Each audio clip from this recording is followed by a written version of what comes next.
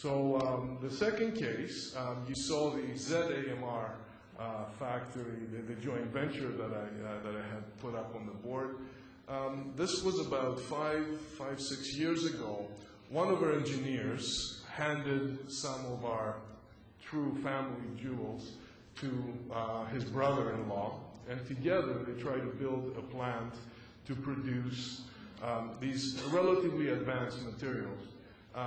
It was an application that was very similar to the first material that I mentioned for the automotive catalyst industry, but the state of the art has moved to the point where these were much more sophisticated materials. And again, we were the first Chinese producer of rare earths that developed this capability to produce these materials.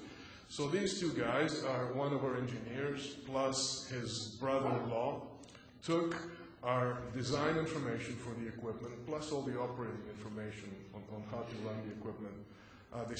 They borrowed money, they started a plant, and pretty soon they were bankrupt. So they owed a lot of money to various people, and one evening our chairman of the joint venture gets a call from the brother-in-law saying, listen, I have all of your information, I know this is valuable to you, and unless you pay me 1 million renminbi, I will give your secrets to all of your competitors, and I will put it on the web. So clearly we had to deal with this.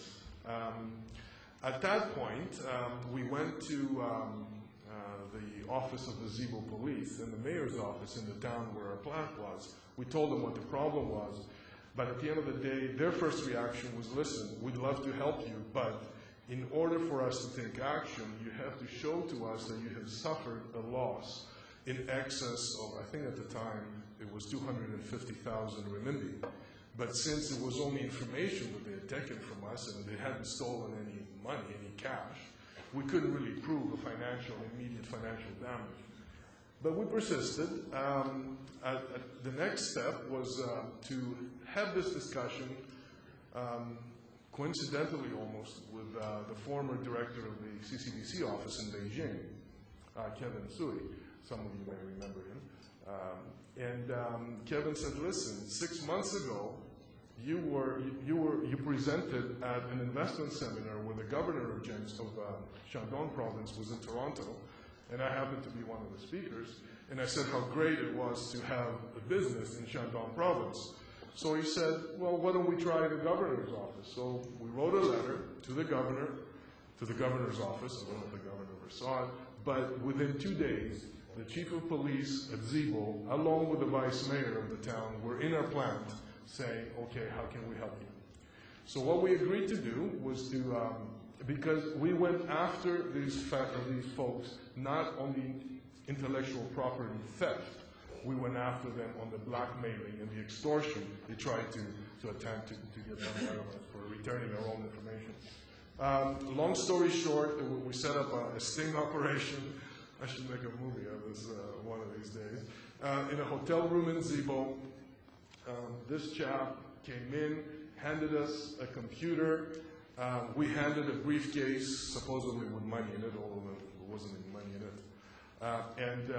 The moment that happened, the door opens, about a dozen policemen walk in, they nab him.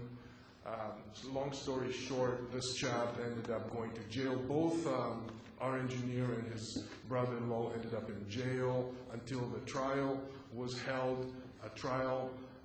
They were found guilty, especially the brother-in-law, because he's the one that ran the extortion. He ended up in jail for 3 years. And this happened within months. Our engineer, we showed a bit of leniency because he had an illness, and we asked him as long as he stayed out of the industry, we wouldn't press any more charges.